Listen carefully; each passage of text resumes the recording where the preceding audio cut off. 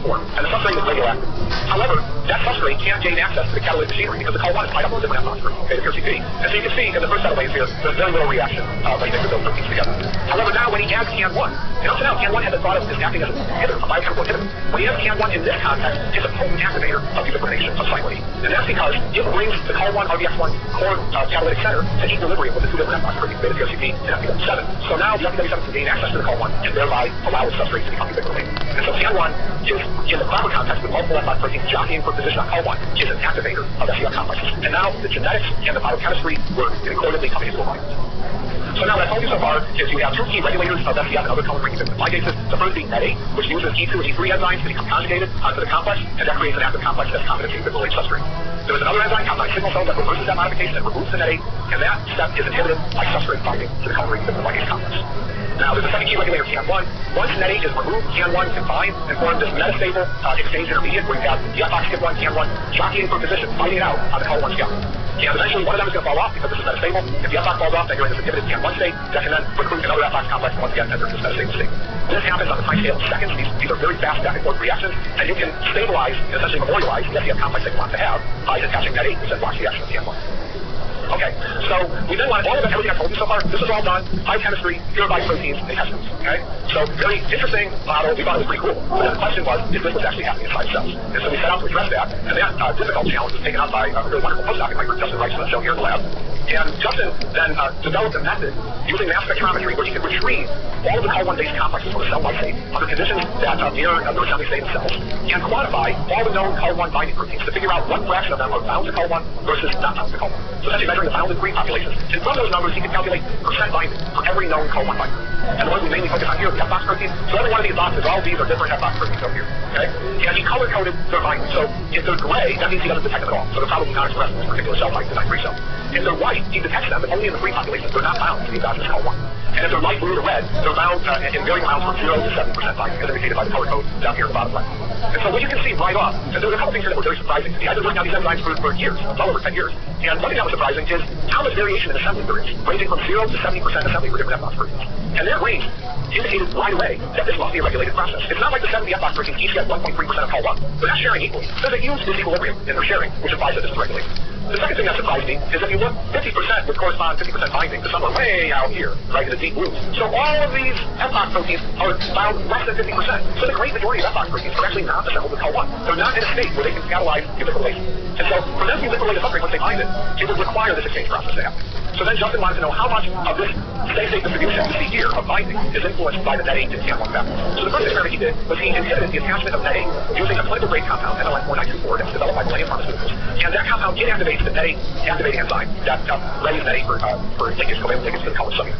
And he treated for 30 minutes, which essentially wipes out all the NET8 conjugation on colons in the cell, and then repeated this experiment. And what you can see is that it doesn't take a lot of analysis here, that there's a huge decrease in binding of almost every F-box protein in the cell to COL1. And you might quibble with me and point out that, well, hey, look at this protein right here, that was going up. That is not F-box protein, that's CAN1. Okay, so as you get rid of NET8, CAN1 now increases its binding, and it shoves off almost every other F-box protein on COL1. There's one example here of one that goes up, and we don't understand that at this point in time, but it's actually quite interesting observation. But the vast majority are pushed off at the expense of CAN1. So now what happens, so CAN1 plays an important role, NET8 plays an important role then in sustaining the repertoire of FCF compliance. So what happens if we get rid of CAN1? Well, CAN1 normally occupies about 40% of the COL1 profile cell. So you're saying if you get rid of CAN1, that frees up a lot of COL1 to get that assembly. That's exactly what it does. Almost all the F-box proteins increase in their assembly when CAN1 is knocked out. In this experiment, Xing Wu had generated a cell line, and she had noticed that when CAN1 is knocked out, there's a related protein called CAN2 that increases in assembly, and so somehow the cell knows CAN1 is missing, and it takes more CAN2, so Xing knocked out both CAN1 and CAN2 in this particular cell line. Now, if our ideas are right from the biochemistry, where we were saying that you have this NET8 conjugation that protects against the action of CAN1, the idea is that if you're missing CAN1, you should no longer need NET8 to sustain your repertoire of FCF ligands.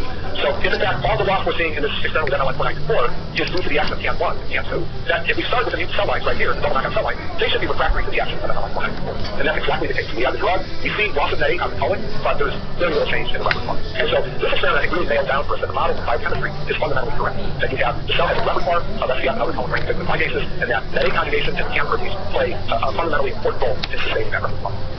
So to summarize the model that I showed you, you have a cell here with a particular FCF complex that's making this finished ubiquitinated substrate. It's got NET8 attached to it, and eventually the NET8 is removed, and that's swapped out now for a different FCF complex, for a different F-box protein, now F-box2. This can keep happening. F-box2 will be replaced by F-box3. and then FOX3 will be replaced by FOX4, and so on. This cycle can keep happening, and this happens very fast in the cell, but genetic measurements in vitro suggest that you can go from one FOX to another as fast as a T1 half of 6 seconds. It's probably a little bit slower in cells, but we know it's happening on a time scale of at least a couple of minutes. Right, so these transfers from one SCF to another remodel the SCF complex are extremely rapid. Now, this keeps happening, this cycle keeps happening until you assemble with an FOX protein that happens to be bound to the substrate. And if there's a substrate there, that stops the cycle in its tracks because it prevents Cop9 signal from coming in and removing that 8, and that in turn prevents CAM1 from driving exchange. So that complex can now accumulate at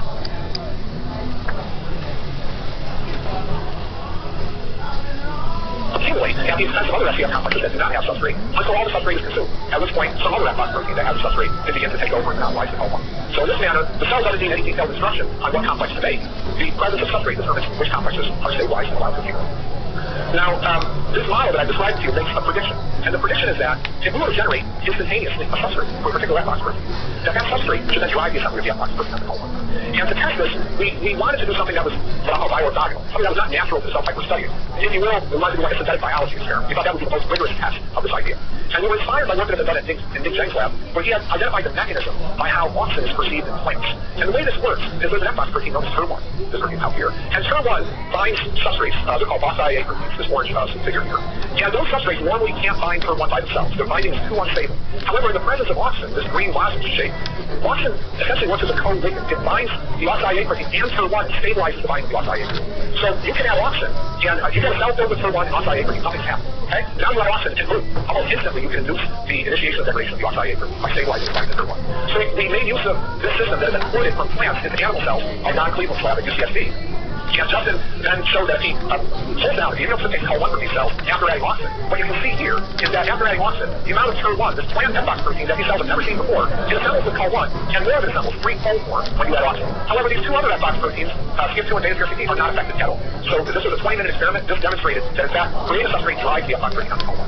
Now, the other key ideas behind our model is that if this is happening by the pathway we think, this increase should be dependent on net 8 conjugation, and it should be dependent on CAM1. And in fact, if we wipe out net 8 conjugation with MLA4924, we can see that addition of auxin no longer stimulates binding of TER1 to call1, and if you do this experiment in CAM1 to double the cell, again, the cell is impervious to the addition of auxin. And so to remodel an SCF complex in response to creation of new substrates, you need to have net 8 and you need to have the CAM1 proteins.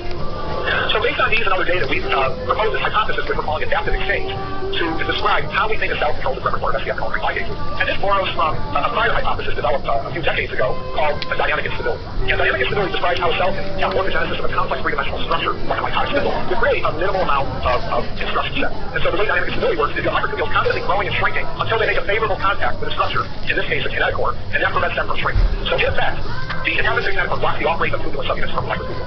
And by reiteration of that, you can have morphogenesis of a complex structure, like a mitotic spindle. Now in adaptive exchange, we postulate that substrate is functioning like the kinetochore by blocking the off-rate of an FOX protein, a SCF1 complex, from the call1 RBX catalytic core, and also by preventing denatylation, which then blocks the action of the CAM1 and CAM2 proteins. And so in this manner, unlike the case of dynamic instability, where you're controlling morphogenesis of a complex three-dimensional structure, this is controlling the representation of a network of complexes inside the cell. It's sculpting that representation to meet the substrate demand that exists at any given point in time in the cell.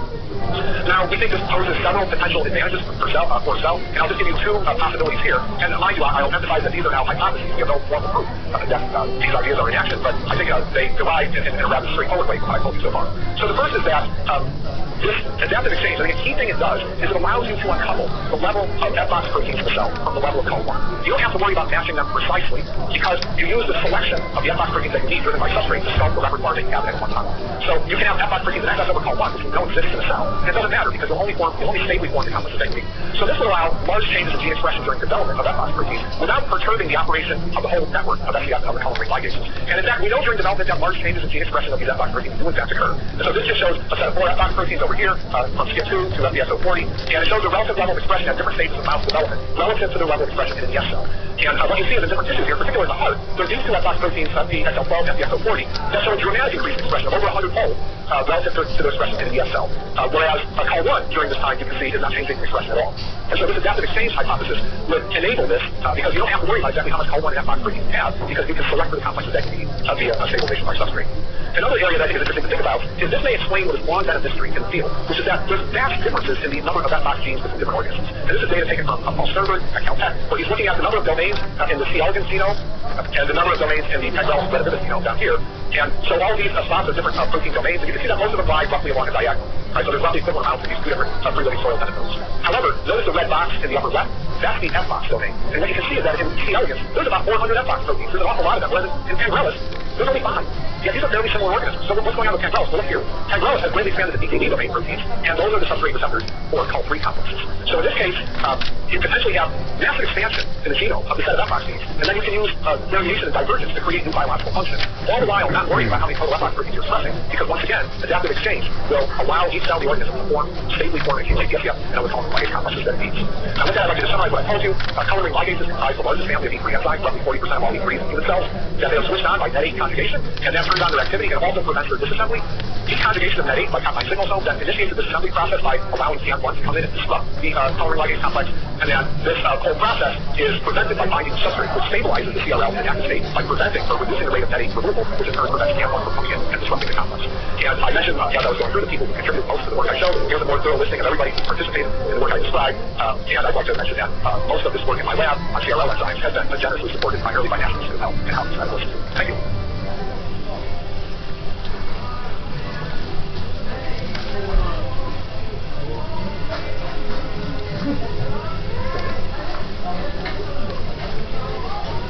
Hi everyone, great to see you again for the third and final talk in my series of seminars on the ubiquitin brain cell system. For those of you who may not have caught the first two, I'm a professor of biology at Caltech, and I'm an investigator of Howard Genetic Institute. In this final talk, I'm going to discuss targeting the ubiquitin brain cell system in cancer, the pre-toxic crisis hypothesis. Now, the general idea that I'm going to put forward here is that cancer cells have a high burden of ubiquitin brain cell system stress arising from a mutation riddle. So what does that mean? So you can think of a normal cell as being balanced, as on a seesaw, where the cell has an amount of ubiquitin brain cell system, exemplified here by a nucleotide structure of the proteasome, that's present in adequate amounts to deal with the load that's presented to the system by the normal events occurring in the cell. So that there's always enough ubiquitin brain cell system to degrade the proteins they need to degrade. However, in cancer, a number of things arise. So first of all, you have mutant proteins. So some cancers, in particular, melanomas, lung cancers, colon cancers, are characterized by extraordinarily high rates of mutations in some cases, where upwards of 1,000 proteins or more that carry mutations. And those proteins, because of the mutations, are often metastable and are degraded at a faster rate. So that automatically places a greater burden on the ubiquitin brain cell system, causing the seesaw here to tilt downwards. Because after all, evolution occurred without preparing for the necessary eventuality of having cancer. So the ubiquitin brain cell system is not going to be present necessarily in amounts that are sufficient to deal with that increased load. Likewise, there are other sources of problems. There are frequently genes that become overproduced in cancer for a variety of reasons. And then there are whole suites of genes that get overproduced through a phenomenon known as aneuploidy, where the cancer cell can gain extra chromosomes. And this is actually a widespread phenomenon. In solid tumors, over 90% of them have been shown to be aneuploid. In some cases, having excess copies of multiple chromosomes. Now, why is that a problem? Well, imagine a structure like a ribosome. The ribosome has about 80 different proteins, and they're encoded all on different chromosomes. Now, if all of a sudden you have an extra copy of, let's say, chromosome 1, then whatever ribosomal proteins are encoded on that chromosome will now be made in excess compared to the other ribosomal proteins. And so when the cell goes to assemble the ribosome, it's going to be done with extra copies of those proteins. So what happens to them is that they're degraded by the ubiquitin brain cell system. Again, this places a greater demand on the system in a cancer cell. So the idea of the cancer cell, because of all these various problems with protein homeostasis, its proteasome is operating at a much higher level of function than in a normal cell, so it's essentially being taxed in its function. And so if that's the case, then the cancer cell should be less able to tolerate inhibition of the ubiquitin brain cell system than a normal cell. So that was the general idea, and this idea is rooted in the work of a number of people, I noticed down here on the slide. Now, there's a lot of ideas in biology, not all of which end up working out. So is there any evidence that this idea is correct? And I would say yes, and the best evidence comes from the FDA approval of a drug known as bortezomib. Bortezomib, or BTZ, abbreviated here, is a proteasome inhibitor, and that was approved by the FDA to treat one cell cancer known as multiple myeloma. It also works on a second cancer known as mantle cell lymphoma. Now, it's been very effective in multiple myeloma. It's really transformed therapy for that disease. But what is perhaps going to be viewed as disappointing is that it has not been effective other than mantle cell lymphoma in treating other cancers. And so, a number of years ago, Craig Cruz at Yale and I were thinking about this, and we thought, why is bortezomib not more broadly active? Is it because maybe it's not the best possible proteasome inhibitor, and if you have a better inhibitor, you can have a more broad therapeutic action? Or perhaps the proteasome is not the right part for addressing the pre-toxic crisis, or creating pre-toxic crisis in a cancer cell. And so, to distinguish between those possibilities, we started this company, Proteolus, and they ended up making a proteasome inhibitor known as carfilzomib that's now been approved by the FDA in 2012. And at least in relapse patients, it's been shown for clinical trials that carfilzomib can actually, in that setting, be more efficacious than bortezomib. However, early clinical data would suggest that carfilzomib does not show remarkable activity in solid tumors, although, as a caveat, I should say that the clinical trial is still underway, and the jury's not fully out, but there hasn't been a remarkable evidence yet of activity in solid tumors. So then that raises the question of whether targeting the proteasome, or at least targeting the proteasome by this mechanism, is an optimal way to create brain toxic crisis in cancer cells. And so, in thinking about this further, one can imagine other alternatives for pursuing this line as a potential therapeutic strategy. And the first alternative I'll discuss is there a more effective way to inhibit the proteasome other than the mechanism used by bortezomib and carfilzomib? And the second alternative I'll discuss is might there be a better target other than the proteasome that might yield a broader therapeutic benefit? Okay, so the first approach is, can we inhibit the proteasome in some other way? And this just shows a structure, a cryo-EM image of the proteasome, similar to what I showed in part 1, and it shows the various different parts of the proteasome. So you have the 20S, that's the cylinder, which houses the catalytic sites that break down proteins that are brought to the proteasome, and access into that cylinder is governed by the 19S cap shown here, which binds the substrates on both them and threads them into the proteasome for degradation. Now, bortezomib and carfilzomib are blocking active sites that are inside the 20S cylinder. And we thought, well, gee, there's all these other ways you can inhibit the proteasome, as I diagrammed here, by either blocking the recruitment substrates, inhibiting RPN13, blocking the ATPases that unfold and thread the substrates into the proteasome, or blocking RPN11, which is an enzyme that's essential for cutting the ubiquitin chain off of the substrate as it's being threaded into the proteasome. And if you don't cut the chain, the threading process stops because the ubiquitin chain ends up interfering with the insertion of the protein into the proteasome. And so my lab was interested in this particular idea of RPN11 inhibition potentially being a way to shut down proteasome activity. And this slide is documented in a very cartoon mode what the difference between bortezomib, carfilzomib, and RPN11 inhibition would be. So the bortezomib and carfilzomib, which I call omids, they act by blocking the scissors that are on the inside of the proteasome. So substrates can still be threaded into the proteasome, but then when they get into the proteasome, they're not broken down efficiently because those scissors have been blocked. On the other hand, RPN11 is on the outside of the proteasome. It's this scissor right up here. And if you block that, you can begin translocating substrate into the proteasome because that process is not affected. But then when the ubiquitin chain arrives at the entry portal, it'll clog it and it can't be removed. So the process will stop there with the proteasome presumably blocked up because you can't insert substrates into it anymore. And so molecularly, the scenario on the left and the scenario on the right are quite distinct. And we thought that these distinct modes of inhibition could potentially lead to a distinct therapeutic profile. And there's certainly precedent for thinking about this. This is a very simple sense. We know that aspirin, acetaminophen, and ibuprofen basically all hit the same target. But it's clear that they have different properties in different people and are used for different reasons. So the same logic would apply here. That inhibiting, and this is a much more complex target than those drugs did, that hitting the target in different ways could have very different therapeutic effects. So the question we then wanted to address is, well, this is a neat idea, but can RPN11 actually be targeted by a small molecule drug? And we have reason to believe that it could, because first of all, RPN11 is a protein. It clips the isopeptide bond that links ubiquitin to the licensed side chain, and we know that proteases have been successfully targeted in the past. Bortezomib itself is a protease inhibitor of proteases inside the proteasome. There's the HIV protease inhibitors that are used in combination therapy for HIV-infected individuals. There's also ACE inhibitors, angiotensin converting enzymes. These are used to treat hypertension, and literally millions of people worldwide take these drugs. So proteases are good. Number two, RPN11 is a specific type of protease that uses zinc to carry out the catalysis. And there's a number of different zinc enzymes, including proteases and other types of hydrolases, that have been successfully targeted. Once again, the ACE that I referred to is a zinc metalloprotease, and so we know that that works. Harmonic anhydrase is targeted by molecule Diamox. This is used to treat altitude sickness. And histone deacetylases are targeted by molecules known as Granastat. There's others as well that have been approved by the FDA, and those are used in cancer therapy. So proteases can be targeted, and zinc hydrolases can be targeted. So the reason that RPN11, in fact, was a good addressable target. So Frank Parvati, who had worked at Proteolix where carfilzomib was developed, came to my lab to do a sabbatical. And in that sabbatical, we set out to address whether we could start building drugs to target RPN11. And so what Frank did is he devised an assay that would allow us to hyper with screens.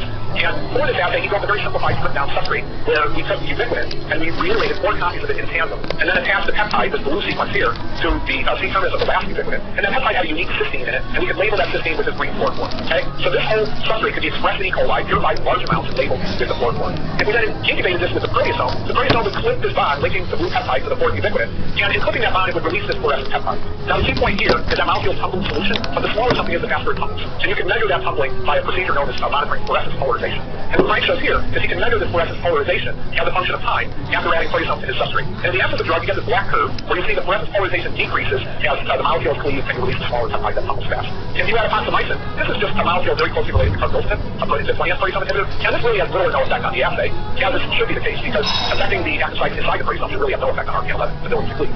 However, if you add openanthroline is a zinc chelator that can bind the zinc atom in the active site of RPN11 and therefore interfere with its ability to participate in catalysis. And you can see that openanthroline wipes out the activity of ATP gamma S, a non-hydrolyzable ATP, which confirms what we knew, which is that for RPN11 to work, it requires the ATPases of the capsid acid.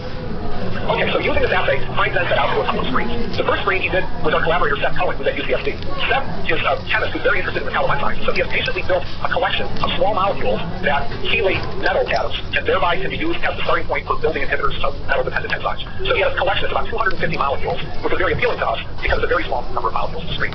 In parallel, we had established a collaboration with the NIH, and they had a program known as the Molecular Library Pro-Production Centers Network, the NLPCN, and we worked with one of the groups in the NLPCN at the Stanford Burn Institute, and together Together with them, we carried out a conventional high-throughput screen. And this shows the result of the screen where every dot is a single compound. And on the left, you see the high-throughput screen carried out at Stanford Burnham, and this was 350,000 compounds, a very large number. On the right, you see the screen we carried out with Seth Cohen, which was a much smaller number of compounds, 244 to be exact. But you see, even in that small screen, we picked up a few very good inhibitors. Now, what was incredible to me about these two screens is that they basically yielded the same molecule. So shown here is 8-thioquinolate. This emerged from the Seth Cohen library. And this molecule here, H18, emerged from the high-throughput screen. Well, H18 is a thiolester derivative of 8-thioquinolate. So what happens in water and reducing agent is this sulfur gets reduced to the free thiol here, and the rest of this molecule falls off. And so you essentially regenerate the 8-thioquinolate. Now below it shows the activity of these and their ability to inhibit RPN11. And the black curve, you see both of these molecules inhibit with an IC50 in the low micromolar range. And the red curve shows that if you add a complex that was synthesized in Seth's lab, a zinc complex, that will bind molecules that chelate zinc. And what this does is it just shifts the curves over to the right? Because now you soak up all the compounds on that 6-cyclic complex. So that confirms the mechanism that these are working by chelating the zinc. So then Jay Lee in my lab took over to characterize these molecules in greater detail, and he was collaborating with students and postdocs in Seth's lab who were doing synthetic chemistry to improve upon the original scaffold to come up with an optimal molecule. And the students and postdocs in Seth's lab were indicated on the bottom of the slide, made over 100 different derivatives of 8-thioquinolate, and Jay assayed all of them. And this led us to this molecule on the right we call CAP6, or 19S-CAP, zinc metalloprotease inhibitor. And what you can see is that as we went through all of this chemistry, we started with an inhibitor of RPN11 that was about 2.5 micromolar IC50, and at the end we ended up with something that was almost 10 times more potent. At the same time, 8-thioquinolate inhibits other enzymes that are in the same family as RPN11, including CSN5, AMSH, and BRCC36. And what you can see is that as we went through the synthetic chemistry, the inhibition of RPN11 improved. However, the ability to inhibit the other enzymes was reduced, so we ended up with a more specific compound. Not only did this work in vitro, but it also works in cells. So here we have a reporter ubiquitin CFP, which is very, very unstable in cells, degraded by the proteasome, and 8-thioquinolate blocks that with an IC50 of about half micromolar, and capsaicin has a very similar host. Now, Jay characterized this further, so we add capsaicin into cells. What you can see on the top here is that it causes accumulation of polyubiquitin, because the protein modified with polyubiquitin can no longer be degraded by the proteasome. So you see that accumulation in these two lanes over here. And that's similar to what we see with bortezomib shown here. Okay, so that convinces us that in fact we are inhibiting the proteasome.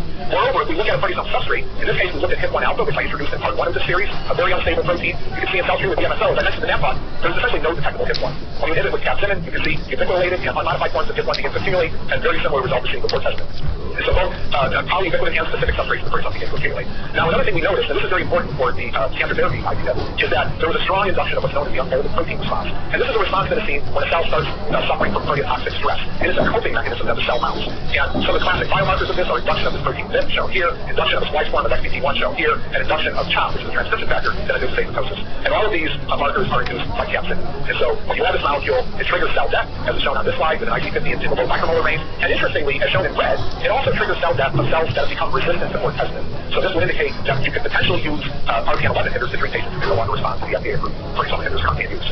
Now, the second approach I'll talk about is a slight modification on the first, which is the proteasome inhibitors that we have are effective in myeloma. They're not effective in other cancers. The question is that because we can't sustain inhibition of the proteasome for long? Could we improve upon those inhibitors if we could expand the duration of their activity on the proteasome? And so we thought that one way to do this would be to block cells from recovering from proteasome inhibitors. Now, implicit in what I just said is that cells actually do recover from the inhibition. And the fact that they do was shown in this paper from Ken Anderson's lab at Dana-Farber, where they were taking samples from patients after treating them with bortezomib. And then they ran transcriptional microarrays on these samples to look at gene expression. And if a sample is green, if a protein, an RNA is green, that means its level is not changing after dosing. And if it's red, it means it's increasing. And one of the really striking things to emerge from this analysis is if you look at cells in vitro 1 to 8 hours after treating them with a proteasome inhibitor, the thing that really struck out is that there's a whole set of genes here that are strongly induced. And these genes are all subunits of the proteasome. So when you inhibit the proteasome, the cell responds by increasing the production of mRNAs that encode proteasome subunits. And so Senthil Radhakrishnan came to my lab to do a postdoc, and he decided to investigate this phenomenon. And to make a long story short, Senthil discovered that this induction is mediated by a transcription factor that's known as NRF1 or NFE2L1. And this shows one of Senthil's results, where if you look at expression of a particular proteasome subunit in a wild-type mouse embryonic fibroblast, you can see that when you inhibit with bortezomib, which is in gray, you get induction of about 3-fold expression of that subunit. But if you do the same experiment in the NRF1 deficient mouse fibroblast, what you notice is that there's now no appreciable induction. So you need NRF1 for this response. This is a key experiment for this idea that Senthil did, and what he did in this experiment is he inhibited the proteasome to about 80% inhibition with 2 different types of inhibitors. The blue curves are for a fully reversible inhibitor that just dissociates from the active site, REF. The red curves are for a covalent inhibitor that's closely related to carboplatin that never dissociates. So the only way for cells to recover from the red inhibitor is to make the proteasome. So in the blue curve, the solid curve is for an NRF1 mutant cell, and the dotted curve is for a wild-type cell. And what you can see is, regardless of the status of NRF1, when you remove the inhibitor, the proteasome activity bounces back almost instantly, because all that has to happen is for the inhibitor to dissociate. It doesn't matter whether you have NRF1 for that. However, for the covalent inhibitor in red, what you can see is that in the wild-type cell, there's recovery. It's slower than for the reversible inhibitor, because here you have to make new proteasome. But nevertheless, there's a recovery occurs at a reasonable rate. However, in the NRF1 mutant cell, recovery is dramatically slowed down, because now the cell cannot upregulate the production of proteasome. And so this implies to us that if we could come up with a way to inhibit NRF1, that we could potentially extend the duration of proteasome inhibition, and that might make it more efficacious in solid tumor cells. But that's a big question. That's a tall order. You go, how do you inhibit NRF1 as a transcription factor? Well, a clue to how this might be achieved came from Senthil's further work on this topic, in which he characterized the biogenesis of functional NRF1. And this is truly a remarkable story. So NRF1, this is a transcription factor that has the function of the nucleus. Its name has an endoplasmic reticulum protein. There was a business end, including DNA binding and transcriptional activation domain, are inserted into the lumen of the endoplasmic reticulum. However, immediately after its synthesis, it's immediately shoved into a pathway known as the ERAD pathway, or endoplasmic reticulum-associated degradation, where it's brought through electrotranslocation, shown here, through the action of an ATPase I'll talk about in the next part of this talk, called P97. So P97 reels NRF1 into the cytosol, and as it's being reeled into the cytosol, it's being inserted into the wall of the proteasome, where it gets degraded. So NRF1 cannot accumulate in a wild-type cell because gamma main is essentially being degraded. However, if the activity of this pathway is inhibited, for example, if you block the proteasome, then what happens is electrotranslocation still occurs, P97 still reels NRF1 into the cytosol, but now there's no proteasome activity to degrade it. And in that case, Senthil shows there's a protease that clips NRF1 to release this fragment that contains the DNA binding and transcriptional activation domains. Those then translocate to the nucleus where they bind to the promoters of proteasome genes and turn them on.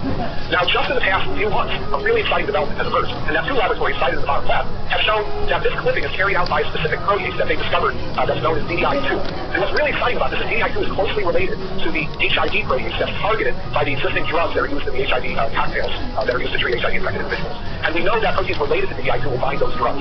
So that gives us a real leg up. Not only do we have a druggable target, but we actually even have an idea of how to start building drugs to inhibit DDI2. And that would present a completely new way for trying to expand the therapeutic utility of proteasome inhibitors. Now, the third approach that I'm going to discuss is to identify other targets in the protein quality control machinery. So it's possible that no matter how well we can inhibit the proteasome and how long we can inhibit the proteasome, it still may not be the optimal target. And the reason is that not only is the proteasome required for quality control, which is what we want to block according to the proteotoxic crisis idea, but it's also required for regulation. And some of the regulatory proteins it degrades are pro-oncoproteins, like the NIC protein, for example. And so if we block protein quality control, but we also block NIC degradation, then they may be working at cross purposes. So can we identify a target that's more specifically involved in the protein quality control aspect? And one target that occurred to us as being particularly attractive is this protein P97-VCP. And this slide shows a variety of functions that have been linked to P97-VCP. And what's striking is that a significant number of these functions, the majority of them, are connected to events that are related to protein quality control. So P97-VCP, it does a lot of things. In fact, upstream of the proteasome, it does a lot of things, but not as many things as the proteasome itself, and more focused on protein quality control. So that seems to us a very attractive target. Now, this shows in a little bit more detail what P97 does. And so it works downstream of ubiquitin ligases. After a substrate has ubiquitin chain attached, in many cases, the substrate is bound to a structure like a membrane or to another protein, and it has to be extracted from that structure in order for the proteasome to unravel and integrate it. And P97 can come in, it can grab that ubiquitin modified protein, extract it from whatever structure it's residing in, and begin the process of unraveling it so the proteasome can degrade it. Now, I've already mentioned this, but a key point is that you can think of the whole ubiquitin system as a funnel, where there's many different pathways into the funnel, each represented by a different color stripe in the slide. Now, the proteasome, blocking the proteasome is like jamming something, a stopper, into the bottom of the funnel. You stop up the whole funnel, and all of those pathways are now blocked. Okay? Now, P97, on the other hand, is only required for a subset of these pathways that I've blackened out here. So if you block P97, you're only blocking a subset of the ubiquitin proteasome system. And we believe it's the subset that may be particularly important for the survival of cancer cells. So that targeting P97 may be a much more selective way of achieving what we hope to achieve in cancer therapy. So into this project came Sweetman Cho, a postdoc who came from Minnesota to take up the challenge of trying to develop P97 inhibitors. And she did a high-throughput screen using ATPase activity as a way to read out P97 function. And that, again, was done through the NIH Molecular Libraries program, now in conjunction with Hugh Rosen's group at the Swiss Research Institute. And that screen yielded this molecule, DVEC, which is a pretty good low micromolar inhibitor of the ATPase activity of P97. And it also inhibits P97 function itself using the UBGFP assay that I referred to earlier in this talk. Now, we then took up a collaboration with another lab in the NIH NLPCN network. This is Frank Shanis group at the University of Kansas. And they were able to identify and catalog about 60 molecules like DVEC that they purchased. And they made for Sweetman's assay. And out of that collection, she identified ML240, which is about 10 times better than DVEC as an inhibitor of the ATPase, and a few fold better at blocking P97 function in cells. Now, at this stage, Seth Cohen and I, who are working together on the LPN11 project, joined forces. We formed a biotech company called Clean Biosciences, raised venture capital, and then they set out to work on these programs. And they then made a lot more derivatives of the ML240 scaffold that we had generated with Frank Shanis. In total, they made over 500 different variants on the scaffold, and that led them to this molecule, CD5083. This is, again, 5 to 10 fold better than the ML240 that we made. It's a few fold better in cells, and importantly, it has pharmacological characteristics that are consistent with its ability to be used as a drug. So ML240 is a good tool for academic research, but it's rapidly hydrolyzed by lipid microsomes. It binds pretty tightly to plasma proteins, and so these are properties that will foreclose its ability to work as a drug. But Clean, in engineering CD5083, not only worries about potency potency and specificity, but also that the pharmacokinetics would be consistent with its ability for it to grow. Now, they then took that molecule, they did many preclinical studies, I'm showing you one here, which was published last year in Cancer Cell, and this I think highlights what's exciting about this molecule. So A549 cells are a human one cancer cell line, and this is what's called a xenograft experiment where you implant human cancer cells in a mouse, and you look at the growth of those cancer cells in the mouse. So the y-axis, you're measuring the tumor volume, and that's measured over time on the x-axis, and what you can see in black, the topmost curve, is a mouse that is treated just with a vehicle that you solubilize the drugs in. Well, you can see that over time, that tumor grows relatively rapidly in the mouse. Now, the next three curves below in purple, green, and blue, those are the three different FDA-approved 20S proteasome inhibitors. In green is bortezomib, blue is carfilzomib, and purple is a more recently approved ixazomib. And what you can see is that these inhibitors seem to have some effect, but a very modest effect. Tumor cells continue to grow at a fairly rapid rate. So these proteasome inhibitors are not effective in treating this cancer model, say A549 cancer model. By contrast, in red is CD5083. And what you can see is that this drug essentially flatlines the A549. So the idea at the start is that cancer cells have pretty toxic stress, and if you can address that, you can have broad activity against them. The proteasome inhibitors are effective in myeloma, but they're not effective in solid tumors. But here we have an example of one solid tumor that's shown here. Clean is generating several other examples that are shown in the paper where solid tumors that cannot be addressed with the existing proteasome inhibitors, you can't shut down their growth with the P97 inhibitor. So these are early days. On the strength of these data, Clean successfully applied to the FDA for launch clinical trial. They're now in phase 1 in both multiple myeloma patients as well as solid tumor patients. So stay tuned because we eagerly await those trial data to see if inhibition of P97 can potentially deliver a therapeutic benefit to patients that are suffering from cancer. Now, other groups are also active in this area, and so, for example, Takeda Millennium has targeted the NEA activating enzyme. I described use of that inhibitor in my part 2 talk, and that would shut down all the colon ring ubiquitin ligases, and so that's currently in clinical trials. Takeda also developed an inhibitor of ubiquitin activating enzyme, so that inhibitor shuts down all ubiquitination in the cell. Monoubiquitination, ubiquitin chains, everything. So that inhibitor also is underway in clinical trials. Two groups, Proteostasis in Boston and Civil FAB in Europe, have developed inhibitors of USP14. That's a dub enzyme that removes ubiquitin chains. It's at the proteasome like RPN11, but unlike RPN11, it's actually an antagonist of the proteasome. So if you inhibit USP14, in theory, you should improve proteasome function by preventing the editing of substrates that arrive at the proteasome and ubiquitin chains. And so they can preserve the chains of USP14 is inhibited, and thereby potentially accelerate their degradation. And so that's underway at both of those companies for preclinical testing. And finally, there's several groups. My group, together with Craig Cruz, developed this idea many years ago that you can make molecules that would simultaneously bind a desired target protein and the ubiquitin ligase and tether the target to the ubiquitin ligase. We call these things proteins. And so they would then enable degradation of the target protein. So, if you will, it's like a silver bullet for a specific target that you want to eliminate from the cell. And Craig then perfected this technology over the next 10 years, and he launched this company out of Venus, and they're further developing this technology. A number of other companies have gotten involved, and it will be exciting to see if this strategy can be used to eliminate specific proteins that are underlying human disease. In summary, I told you that cancer cells have greater dependence on protein homeostasis pathways. Multiple myeloma cells in particular, it's clear that this is the case. They're very sensitive to inhibition of proteasome, which is what effective therapy for that disease. We have done further work on the proteasome study of RPN11, which we believe may present an alternative strategy to the proteasome itself. And so we're actively pursuing this capsid molecule, which we can perfect it further to the point where it's suitable for clinical testing. I described a strategy for extending the action of the existing proteasome inhibitor by blocking the cellular recovery response to proteasome inhibition, which is mounted through this protein NRF1, and there's clearly strategies now for inhibiting the activation of NRF1. And finally, I described P97 BCP as an alternative target for addressing the protein crisis hypothesis, with potentially being used as a therapy to treat cancer. Many people contribute to the work that's on this slide. It's extremely difficult. It requires large teams of experts working in conjunction, and this slide lists people who make systemic contributions that I spoke about. And I'd also like to acknowledge the NIH as well as the Howard Medical Institute, which support the bulk of the work that I described in the presentation. Thank you.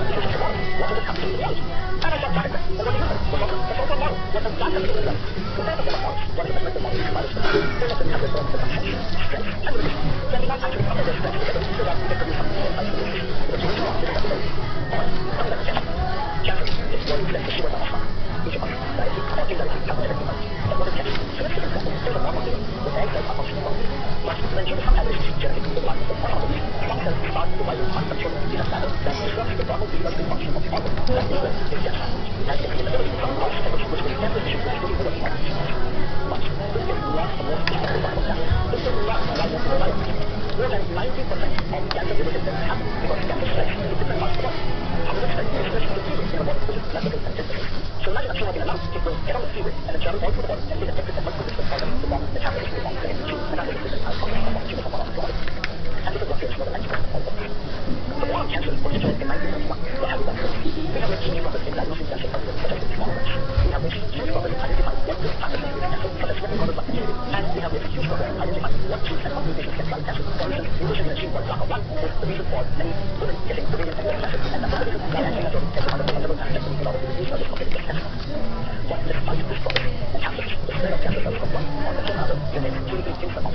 So, trying to splash the surface of how exactly this process happens, this diagram gives a show which different organs know what cancer metastasis.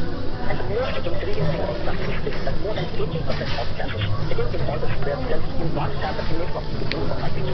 Let's talk about breast cancer, prostate cancer, lung cancer. Those cells do not have the property to cultivate oxygen. So cancer switches on a distinct program which enables them to eat an organ and survive through the harsh conditions in the bloodstream, and then get off the field and again adapt to a whole new foreign environment of a different organ and colonize it eventually to build a force something which is industrial function. So when cancer colonizes multiple different organs of the body, the probability of survival of the patient goes down further, and that is why they have the different stages.